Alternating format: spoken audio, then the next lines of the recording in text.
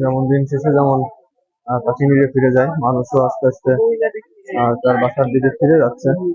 তো আমার পিছিয়ে দেখতে পাচ্ছেন এখানেও অনেক মানুষের সমাগম হয় এবং এখানে বিভিন্ন জিনিস পাওয়া যায়, যেটা আহ, খুব আগে খুব বেশি স্টল বা খুব বেশি এই জিনিসপত্র এখানে পাওয়া যায় তো না, কিন্তু রিসেন্টলি দেখা যাচ্ছে যে যেহেতু পুলিশের সেই পরিমাণ বাধা বা চাঁদা দেওয়ার পরিবেশ হয়তো এখানে একটু কম, এই জন্য এখন সন্ধ্যা পর্যন্ত এই স্টল গুলো থাকে এবং মানুষের সমাগমও সন্ধ্যার পরও থাকে।